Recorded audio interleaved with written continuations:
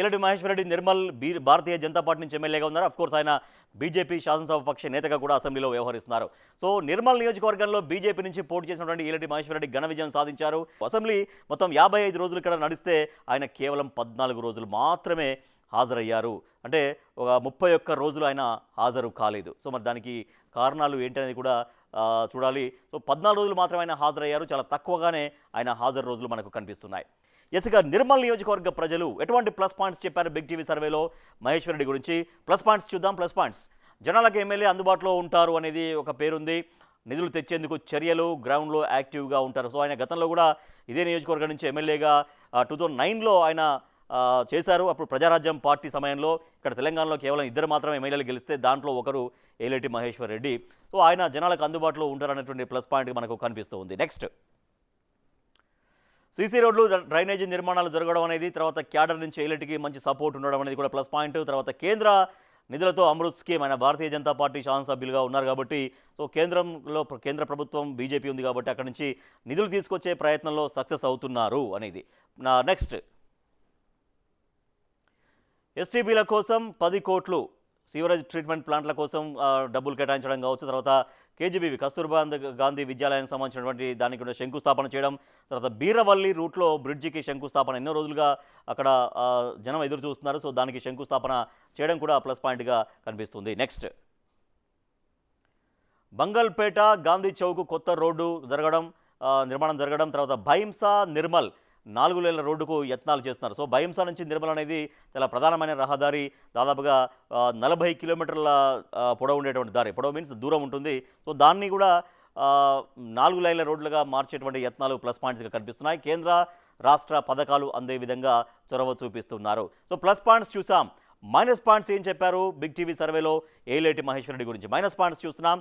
రాష్ట్ర స్థాయి సమస్యలపైన ఎక్కువగా ఫోకస్ పెడుతున్నారు. ఆయన భారతీయ జనతా పార్టీకి సంబంధించినటువంటి శాసనసభ పక్ష నేతగా కూడా ఆయన ఉన్నారు కాబట్టి సహజంగానే కొంచెం రాష్ట్ర సమస్యలపైన ఎక్కువగా మాట్లాడుతున్నారు అనేది మైనస్ పాయింట్. అంటే నియోజకవర్గ సమస్యలు బాగా పట్టించుకోవాలనేది అక్కడ జనం చెప్పినటువంటి కంప్లైంట్. నిర్మల్ సమస్యల్ని పెద్దగా ప్రస్తావించకపోవడం అనేది. సాగని అండర్ గ్రౌండ్ డ్రైనేజీ పనులు చాలా వరకు నత్తనడకన సాగుతున్నాయి, పూర్తిగా వేగవంతంగా కావట్లేవని కూడా కంప్లైంట్ మనకు కనిపిస్తున్నాయి. నెక్స్ట్, నిర్మల్ మాస్టర్ ప్లాన్ రద్దు ఏది? నిర్మల్ మాస్టర్ ప్లాన్ రద్దు కోసం గతంలో ఆయన ఎమ్మెల్యే కాకముందు ఏకంగా నిరాహార దీక్ష కూడా చేశారు. అప్పుడు చాలా వరకు నిర్మల్ మాస్టర్ ప్లాన్ అనేది రద్దు చేయాలనేది చాలా ఆందోళనలు జరిగాయి. సో మరి ఎమ్మెల్యేగా ఆయన గెలిచిన తర్వాత మాస్టర్ ప్లాన్ రద్దు ఎక్కడా అని ఇప్పుడు జనం అడుగుతున్నారు.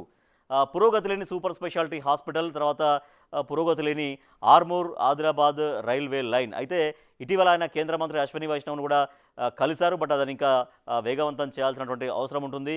సో ఆర్మూర్ నుంచి నిర్మల్ నుంచి ఆదిలాబాద్ వెళ్లాల్సిన రైలు దాదాపు 125 కిలోమీటర్ల పొడవున్నటువంటి రైలు మార్గం. సో మనం ప్లస్ పాయింట్స్ చూసాం, మైనస్ పాయింట్స్ చూసాం. జనం ఏం కోరుకుంటున్నారు నిర్మల్ ఎమ్మెల్యే మహేశ్వర్ రెడ్డి దగ్గర నుంచి? పామ్ ఆయిల్ ఫ్యాక్టరీ పూర్తి చేయాలి అనేది కూడా ఒకటి. గత బీఆర్ఎస్ ప్రభుత్వ హయాంలో అక్కడ శంకుస్థాపన జరిగింది, కానీ పనులు మాత్రం సాగట్లేవు పామ్ ఆయిల్ ఫ్యాక్టరీకి సంబంధించి. తర్వాత గ్రామాలకు తండాలకు రోడ్లు వేయాలి, ఇంటిగ్రేటెడ్ నాన్ వెజ్ మార్కెట్ అవసరం. సో అది ఏర్పాటు చేయాల్సినటువంటి బాధ్యత తీసుకోవాలి ఎమ్మెల్యే అంటూ జనం కోరుకుంటున్నారు. నెక్స్ట్,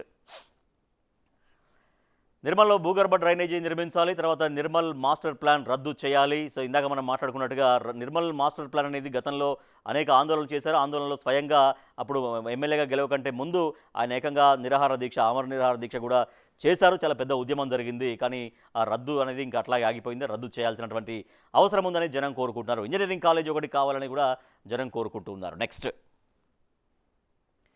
50 బెడ్స్ ఈఎస్ఐ హాస్పిటల్ నిర్మించాలి అనేది ఒకటైతే, చెరువుల్ని ఆక్రమించకుండా చూడాలి అని కూడా జనం కోరుకుంటూ ఉన్నారు. మనం ఏలేటి మహేశ్వర్ రెడ్డి సంబంధించినటువంటి ప్లస్ పాయింట్స్ చూసాం, మైనస్ పాయింట్స్ చూసాం. జనం కూడా ఆయన దగ్గర నుంచి ఏం కోరుకుంటున్నారో మనం చూసాం. సో బిగ్ టీవీ సర్వేలో వచ్చినటువంటి రిజల్ట్ ఒకసారి చూద్దాం. రిజల్ట్ చూస్తున్నాం. స్కోరు అనుకూలం 44%, వ్యతిరేకం 34%, తటస్థం 22%. సో వ్యతిరేకం కూడా ఎక్కువనే కనపడుతుంది యాక్చువల్లీ, బట్ అనుకూలం అనేది ఎక్కువగా ఉంది. మనం అనుకూలం అనేది ప్రామాణికంగా తీసుకుంటాం వచ్చినటువంటి స్కోర్లో కాబట్టి ఎక్కువనే కనిపిస్తుంది. ఇంకా వ్యతిరేకత తటస్థాన్ని కూడా తగ్గించుకోవాల్సినటువంటి అవసరం ఉంటుంది. సో ఏలేటి మహేశ్వర్ రెడ్డి నిర్మల్ ఎమ్మెల్యే గారు, ఇది మీ స్కోరు. బిగ్ టీవీ ఎక్స్క్లూజివ్గా చేసినటువంటి సర్వేలో మీ జనం ఒపీనియన్స్ ఆధారంగా బిగ్ టీవీ మీకు ఇస్తున్నటువంటి స్కోర్ ఎంత అంటే 44%.